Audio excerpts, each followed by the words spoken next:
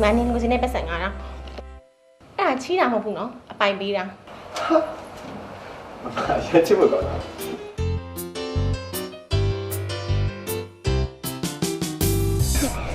အဲ့ဒီတော့နင်ပြောနေတဲ့ပုံလေ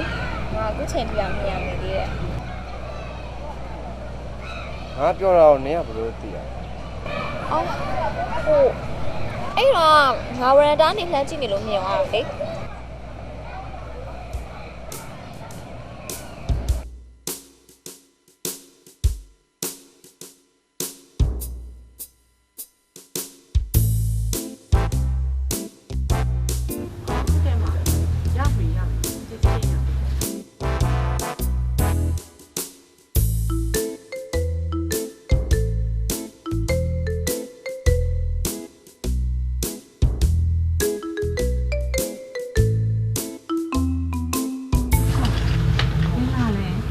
ပန်းစီကိုလာပါ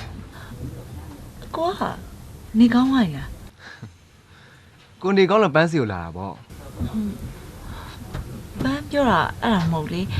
အခုသတိပြန်ရသွားပြီလားလို့မေးတာ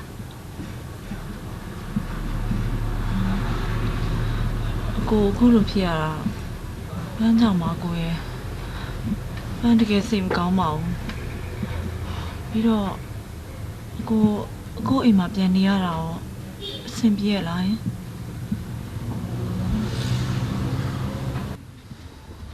မနိုင်ပြောရရင်ကိုပိုင်းမှာနေရတော့မပြောအားလုံးနဲ့လည်းစိမ့်နေတယ်လို့ပဲအခုလိုအပ်တဲ့အကူအညီရှိလို့ရှင်ပန်းစီကိုအချိန်မြေးဖုန်းဆက်ပါနော်ပန်းလာခဲ့ပေးပါမယ်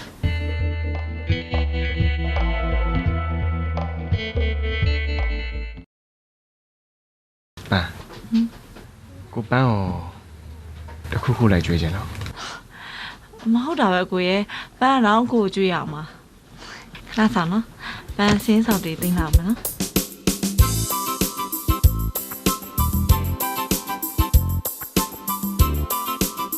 ကိုဟယ်လိုကိုပြန်မဆောင်အောင်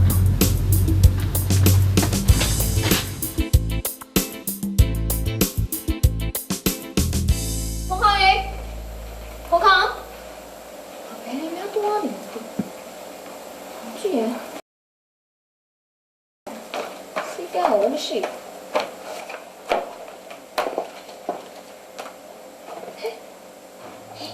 ုံခံတိုင်းစောက်ကြည့်အဲ့ဒီစားပြီး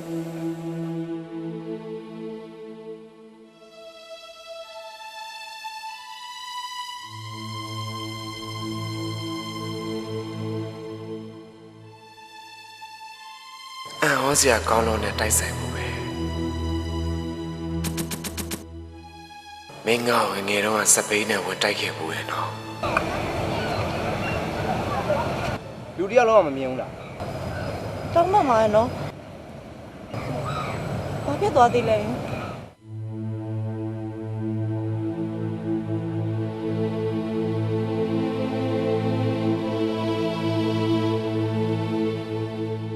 အဲ့တော့တောင်းပန်တဲ့အနေနဲ့မင်းငါ့ကိုပန်းသီးတစ်လုံးပေးခဲ့ဘူးလေတောင်းပန်တဲ့အနေနဲ့လေဒီပန်းသီးလေးကိုလက်ခံမိပါနော်အဲ့ဒီချိန်တော့ငါမင်းပေါ်တိတ်တခုဆွဲလန်းခဲ့တယ်ဆိုတာမင်းသိမှာမဟုတ်ပါဘူးမင်းသိတဲ့ဘောကြတယ်ဝက်ဝံရုပ်ကလေးရောငါမှုဘိုးစုပြီးဝယ်ခဲ့ပြီမယ်ငါမင်းကိုမပေးဖြစ်ခဲ့ပြန်ဘူး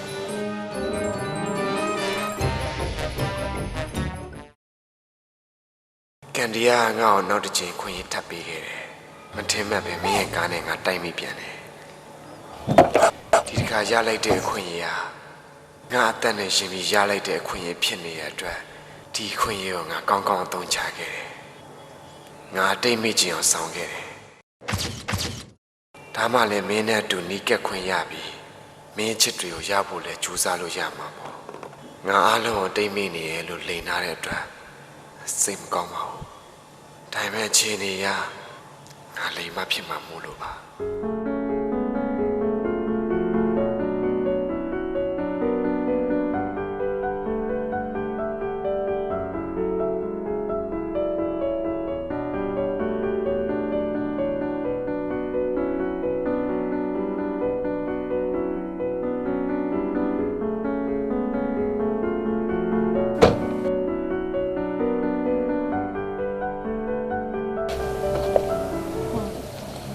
အကိုရင် ဟုတ်တယ်လေဒီအိမ်မှာကိုရဲ့ဦးလေးရဲ့အမရဲ့3ယောက်ပဲနေရ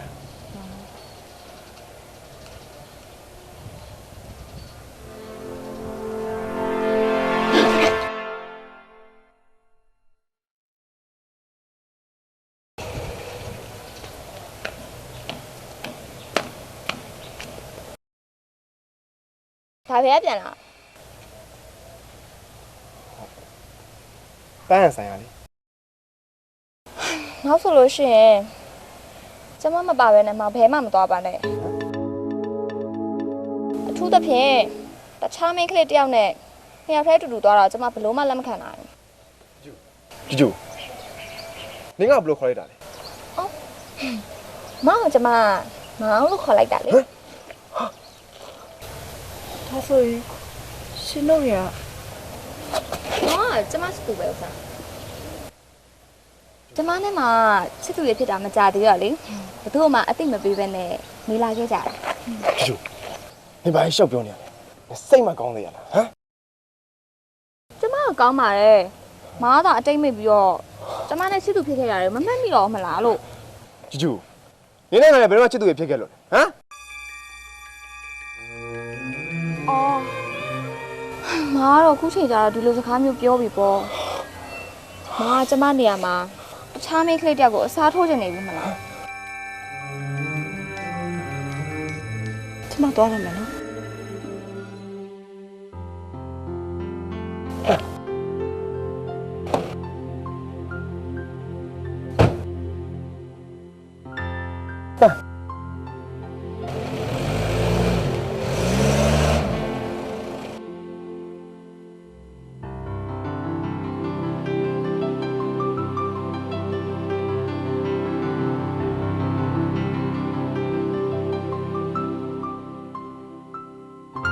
ကျူ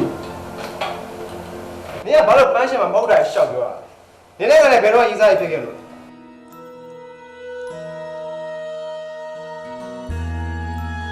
မောင်တကယ်ပဲမမှတ်မိတော့ဘူးလားမောင်နဲ့ကျမချစ်သူတွေဖြစ်နေတာဘသူ့ကိုမှအသိမပေးပါနဲ့ဆိုလို့ကျမဘသူ့မှမပြောဘဲနဲ့နေခဲ့ရလေဒါလည်း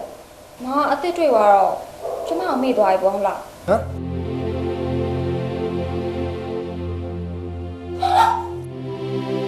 我操，要去！哎呀，怎么是你我养我这玩意儿嘛不能？哼，你弄的这都你看你对吧？我让我表妹你手插上来帮你看啦，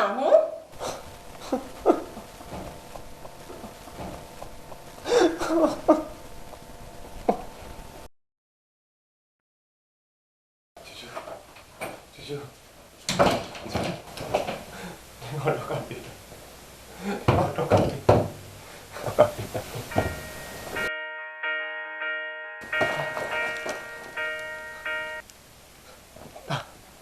ဘာတဲ့တော့မဟုတ်ပါဘူးကွာကိုနဲ့ကျူနဲ့ဘာမှမဆိုင်ပါဘူးကိုပေါ့ရှင်းပြပြစီနော် ဒါမြတ်ဖုံးခေါင်ရဲ့ဖုံးလား ညာ တို့ကြော်ညာကုမ္ပဏီကဒါရိုက်တာမင်းကိုလူတွေ့စစ်ဆေးခြင်းနဲ့တဲ့လက်ပြန်မနဲ့9နိုင်ကိုရောက်လာမင်းဟိုတခါတော့နောက်မကြနဲ့နော် ဟုတ်ကဲ့ပါ ဟဲ့ဟဲ့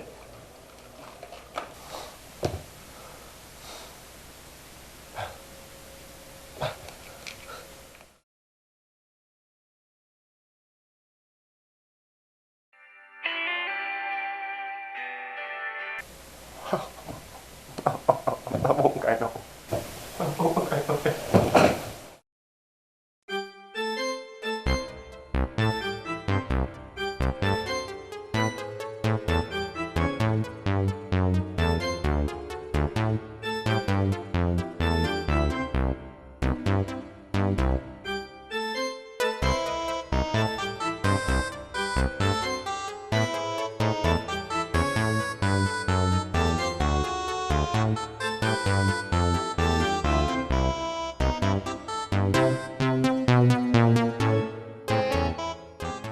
မောင်ရဲ့နာမည်ကလက်ဖုံးခေါင်ပါ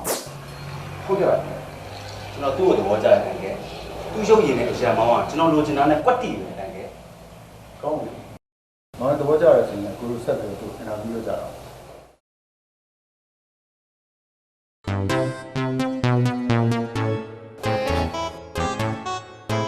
မ မလာပါဦးညီမနာမည်ဘယ်လိုခေါ်လဲ ဂျူဂျူပါရှင် ဟာညီမတယောက်ဆောင်တာဝါသနာပါလား ဟုတ်မပါဘူးဆရာသူတယောက်ဆောင်တော့လုံးဝဝါသနာမပါဘူးဆရာ ဟိုညီမပုံစံနဲ့ညီမရုပ်ရည်နဲ့ဆရာတို့ရိုက်မဲ့ကြော်ညာနဲ့ကွက်တိဖြစ်နေတယ်ဖြစ်နိုင်ရင်အဲ့ကြော်ညာကိုရိုက်စေချင်ပါတယ် ဟုတ်မဖြစ်နိုင်ဘူးဆရာသူလက်ခံမှာမဟုတ်ဘူး ဟုတ်ကျွန်မလက်ခံပါတယ်ဆရာ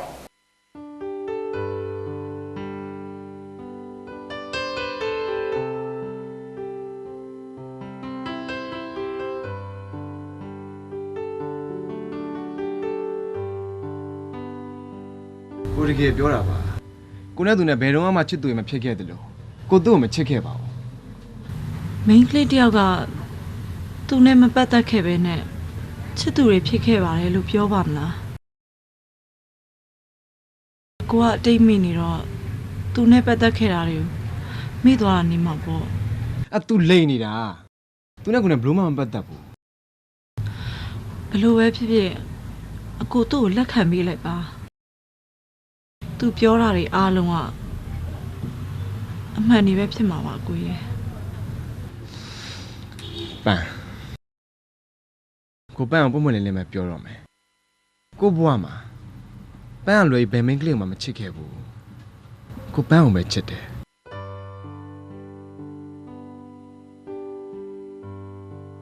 ဖြစ်နိုင်မှာကိုရဲ့သူကြည့်ရကိုကိုသိချစ်တဲ့ပုံပဲအကိုအတိတ်မိနေတဲ့ချိန်မှာပန်းတို့ဘာမှမမှန်ကန်ကန်ဆုံးဖြတ်လို့မရအောင်မလား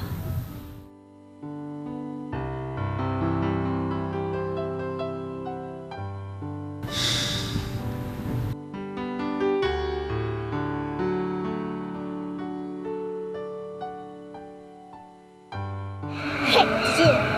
နေနေငါမှလည်းဘယ်တော့ချစ်တယ်ဒီပါကြနော်နေရလေးလေတော်တော်မှနေနိုင်နေသိလားငါ့ဟိုတော့မှမပြောဘူး ဒီနေ့ကချစ်သူတွေဘယ်တော့မှမဖြစ်ခဲ့ပါဘူး ဟယ်လိုနင်နဲ့သူနဲ့ချစ်သူတွေဖြစ်သွားကြပြီလို့နင်မပြောပြီးတော့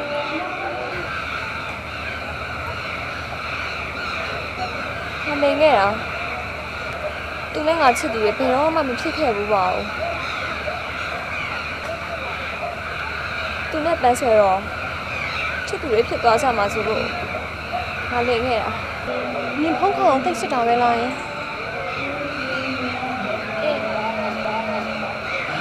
ငါသိပါရဲ့ဟာနင်ငယ်ငယ်ကလေးတွေကဖုန်းခေါင်းနဲ့ပတ်သက်လာရင်သူ့ရဲ့လိုအပ်ချက်မှန်သမျှကိုသူမသိအောင်နောက်ွယ်ကနေအမြဲတမ်းဖြည့်ဆည်းပေးခဲ့တယ်ဆိုတာဒါပေမဲ့ဟာနင်လုပ်ပေးခဲ့တာတွေကိုသူဘာမှမသိရှာဘူးဟာဘယ်လိုပဲဖြစ်ဖြစ်ပေါ့ဟာဖုန်းခေါင်းကနင်အတွက်ပဲဖြစ်တင်ပါတယ်ဟာ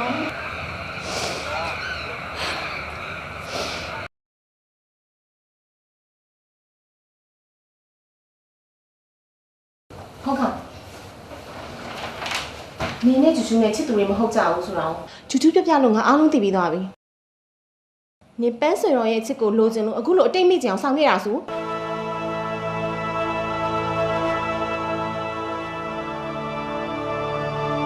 ငါဘယ်လိုသိရလဲ ကျူကျူပြပြတာသူနင့်ရဲ့ခံဝင်ရှင်းပြီးရင်နင့်ရဲ့တရားတွေကိုတွေ့ပြီးတော့သူအားလုံးကိုသိသွားခဲ့တာ မင်းတော့တက်နိုင်တဲ့ကောင်ပဲကွာငါမင်းတကယ်အတိတ်ပြွယ်ထင်လို့ငါစိတ်ပူလိုက်ရတာ ကျွန်တော်တို့ရောတောင်းလာပါတယ်ကျွန်တော်လည်းကျွန်တော်ချစ်တဲ့မင်းကလေးကိုဆောရှောမခံနိုင်တော့ ဒီမဲ့ဖုန်းကနင်ကျူကျူကိုနည်းနည်းလေးတော့မှတန်ရောစင်မရှိဘူးလား ကျွန်တော်ကြွပေါ်ထားတဲ့စိတ်ကငယ်ငယ်နဲ့တန်းစားဖို့ပို့မှာကျွန်တော်ပန်းအောင်ပဲချစ်တယ်ကျွန်တော်ငယ်ငယ်လေးတွေကသူ့ကိုချစ်ခဲ့တာ ဖုန်းကောင်နင့်ကငါပွင့်ပွင့်လေးလေးပဲပြောတော့မယ်နင်ပတ်စံလိုတိုင်းငါပေးခဲ့တာတကယ်တော့ငါပတ်စံနေမဟုတ်ဘူးချူချူကနင်မသိအောင်ငါ့ကိုပေးခိုင်းနေတာငယ်ငယ်တွေကအခုချိန်ထိနင့်ရဲ့လိုအပ်ချက်မှန်သမျှကိုချူချူကနင်မသိအောင်ဆိုပြီးတော့အမြဲတမ်းတစ်ထိတ်ကလေးဖြည့်ဆည်းပေးခဲ့တာဟာ ဒါမဲ့မရဲ့ကျွန်တော်ရဲ့ရင်ထဲမှာပန်းကနေရာပြည့်ယူထားပြီးပြီ နင်းလေအချစ်ဆိုတာခတ်သားလားကွာ ကိုယ့်ဘောကောင်းတဲ့သူကိုလည်းမချစ်နိုင်တယ်လို့မကောင်းတဲ့သူတွေချစ်သွားတတ်တာပဲ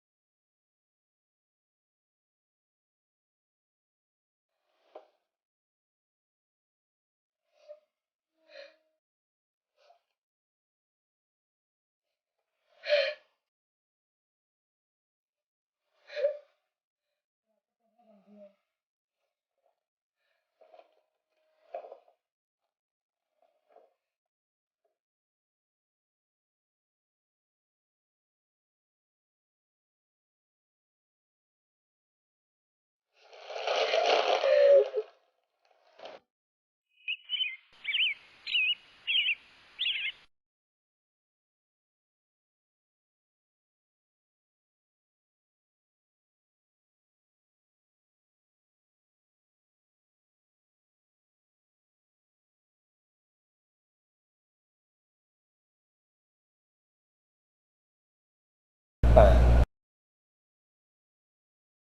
အောင်လူတယောက်ကသူ့ဘဝရဲ့အရေးကြီးဆုံးအခြေအနေတစ်ခုဖန်တီးဖို့အတွက်နေခဲ့မိရဆိုရင်အဲ့လိုဝန်ခံတဲ့အခါတန်သူခွင့်လို့ပါ ပန်းဘွားမှာနေနာတော့မောင်းဆုံးတယ်ပန်းလည်းဘယ်သူမှမသိဘူးခွင့်လွတ်နိုင်လားဆိုတာပန်းမဆုံးဖြစ်တော့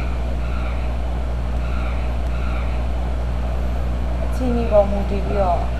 ဆုံးဖြတ်လာဒါမဲ့နေနာတော့ပန်းမောင်းဆုံးတယ်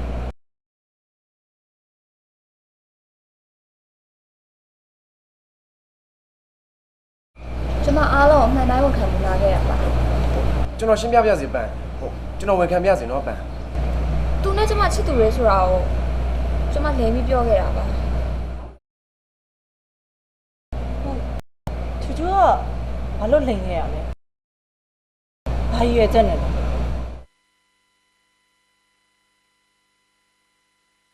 ူ့ကိုကျမဆုံးရှုံးမခံပါလို့ပါ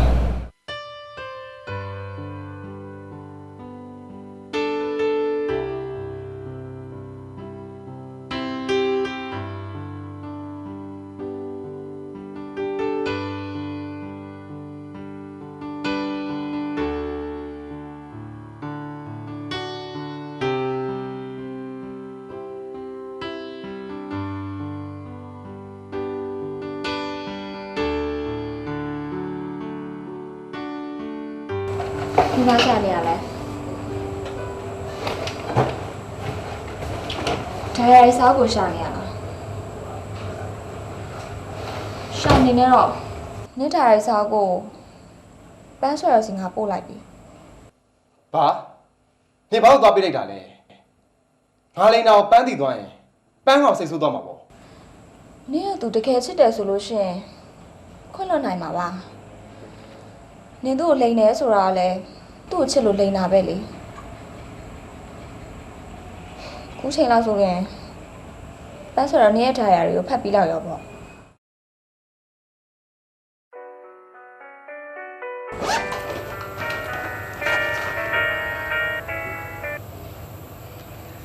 Hello?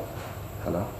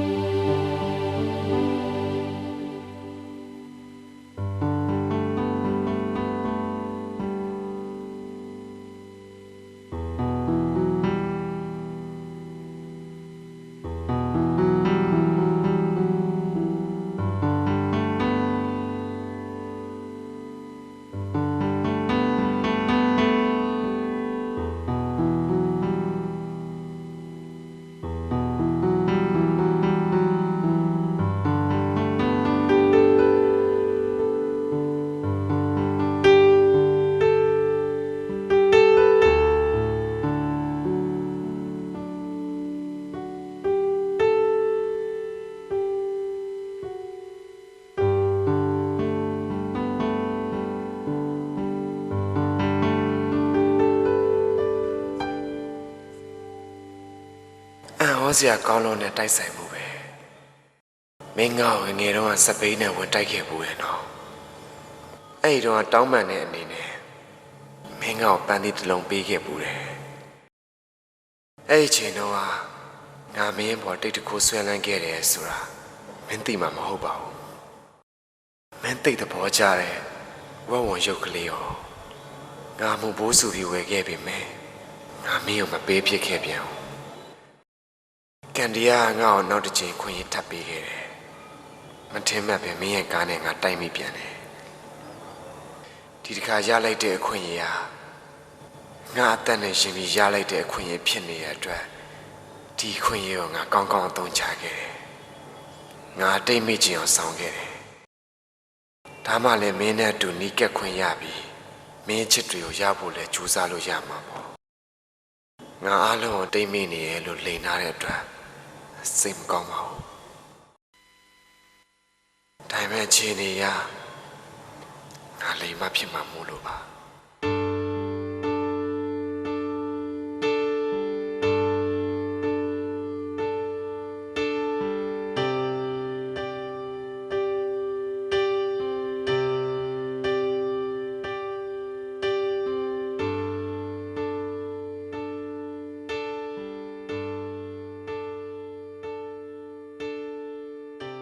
ဟယ်လို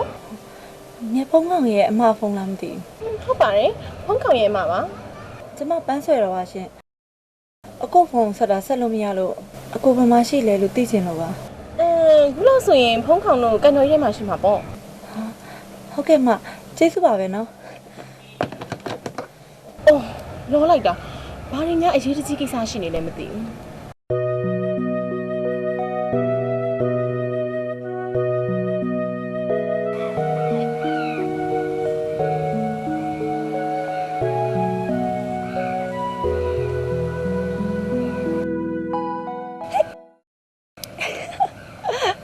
ကဲရိုင်းတဲ့အချိန်ဘာလို့ဝင်လာရလဲဟဲ့လေအဲ့လိုလူတယောက်သွားတာခိုင်းစမ်း ဘာညာလား sorry နော် ပန်းဒီကိုဘယ်လိုလုပ်ရောက်လာလဲ အကိုမအောင်ဖုန်းဆက်မေးပြီးတော့လိုက်လာလေပြီးတော့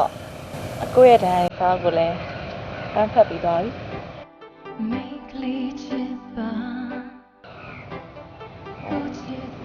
ဒါဆိုပန်းကိုခုနတည်း ကဲပြန်မယ် အဲ့တော့မင်းတော့ကလည်း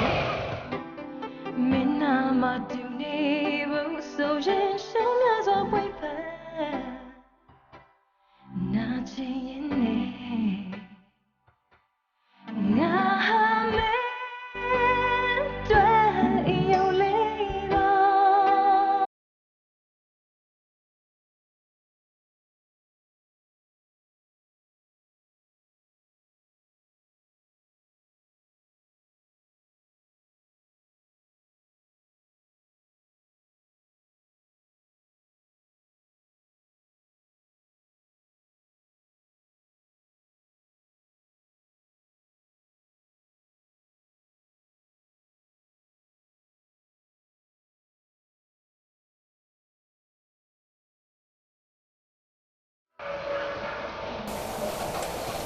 ဟုတ်ဟာ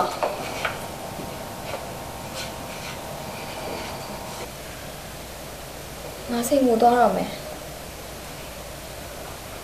ဟိုမှာငါဖေနေနေမှာ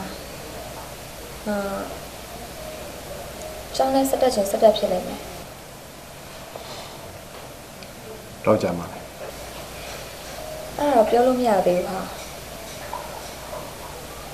အပြီးလည်းဖြစ်ချင်ဖြစ်သွားနိုင်တယ်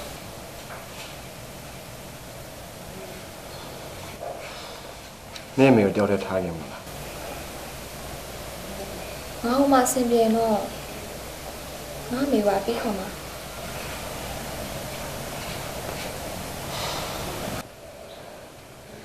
ဟုတ်ကဲ့ငါမတားတော့ဘူးလား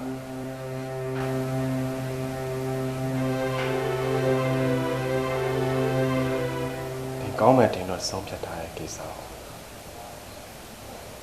ကိုမတားပါဘူးကံကောင်းပါစေ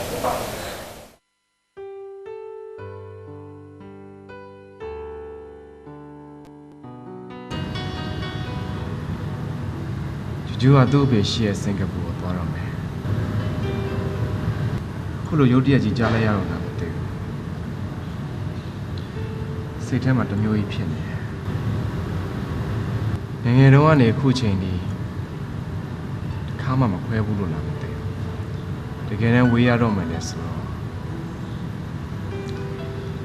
ဒီအချိန်လေးကိုလက်မခံနိုင်ဘူးဖြစ်နေတယ် အဲ့ဆိုရင်လည်းသွားနဲ့လို့တားလိုက်ပေါ့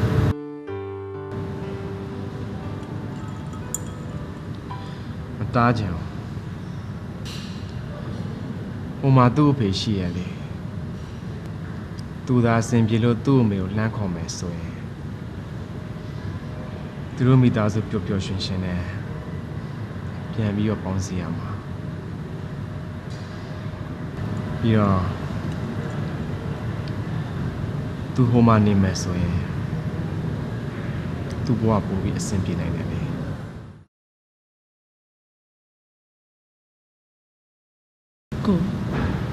အကိုရဲ့တန်ရာကြီးထဲမှာ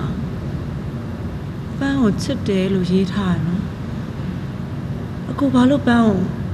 အဖြစ်မတောင်းသေးရလဲ ကိုပန်းကိုလင်ခဲ့မိရတဲ့အတွက်ကိုပန်းစီအဖြစ်မတောင်းရဘူးဖြစ်နေတယ်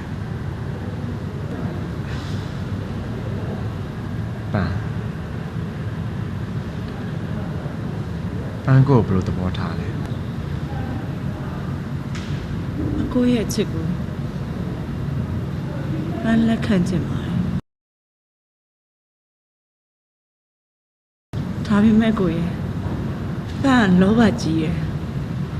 ကျမချစ်သူရဲ့ရင်ထဲမှာကျမတယောက်တည်းကိုပဲရှိစေချင်တာ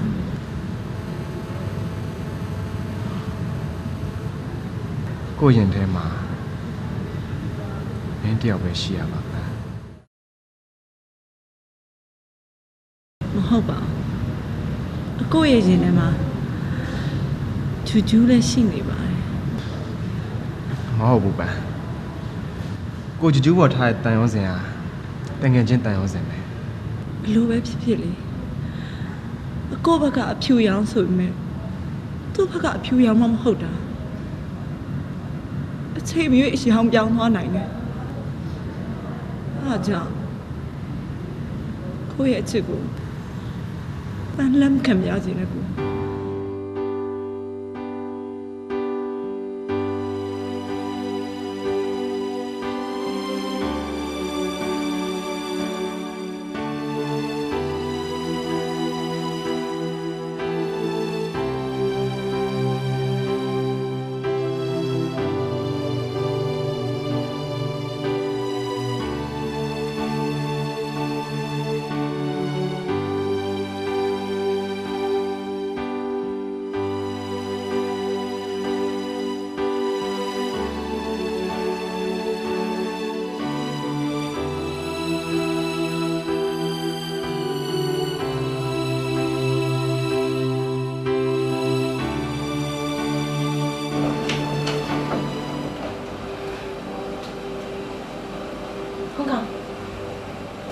ဒီမှာနင့်အတွက်တဲ့ချူချူပေးပါခဲ့တာ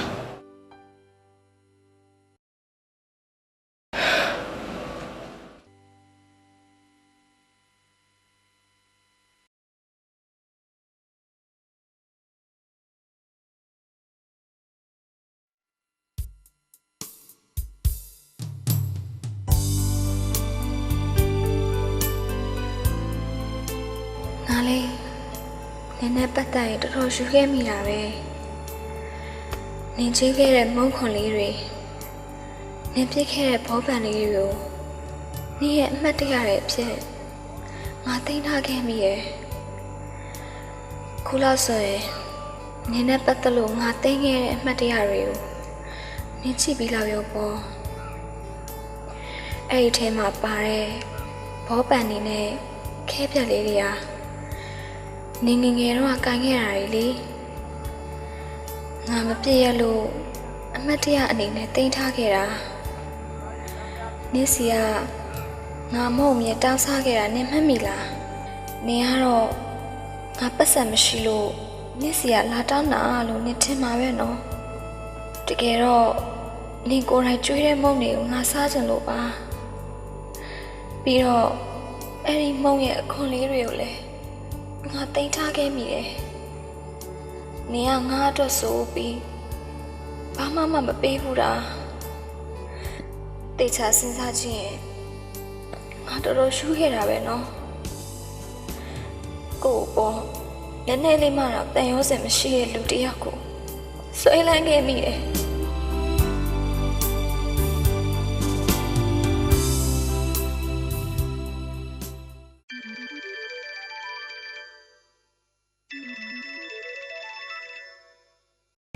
ဟယ်လို ချူချူရဲ့ဖုန်းဆက်လို့မရ ဘယ်ဆက်လို့ရမလဲဟာဒီနေ့မနေ့ပဲသူ့ဖေရှယ်စင်ကာပူထွက်သွားပြီလေ ဟဲ့ချင်းနေနေကျွန်တော်လည်းဘာပြောမလို့ပါ နင့်ကိုပြောအောင်လို့နင်ကသူ့အကြောင်းစိတ်ဝင်စားလို့လားဟာအခုလောက်ဆိုရင်လေးရင်အောင်ထွက်သွားလောက်ပြီ သူဘယ်တော့ပြန်လာမပြောပါလဲ နင့်ကိုစိတ်နာလို့တဲ့တစ်သက်လုံးပြန်မလာတော့ဘူးတဲ့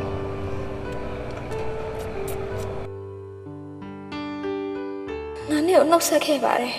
။နင်အမြဲပျော်ရွှင်နိုင်ပါစေ။နင်ရဲ့တငယ်ချင်းဂျူဂျူ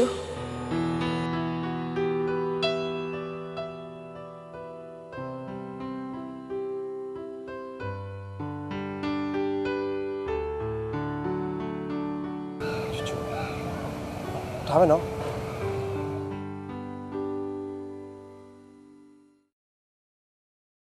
ဟုတ်သေးပါချူချူကစင်ကာပူမှာပဲ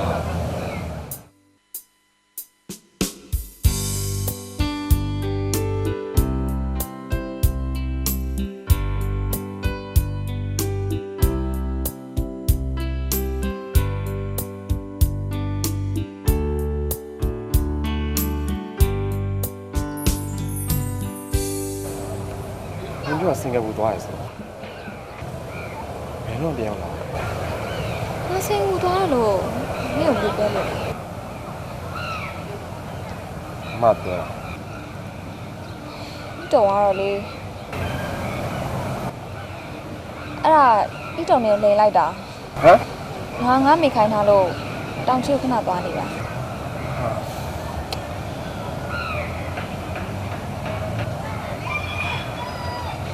ချူစင်ကာပူသွားမှာ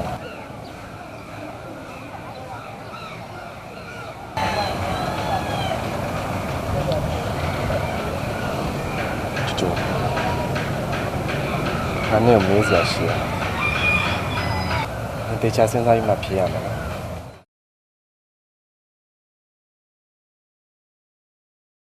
အခုစီးနေတဲ့ဖနာဆိုင်ကလောက် နမဆက်ခေါ်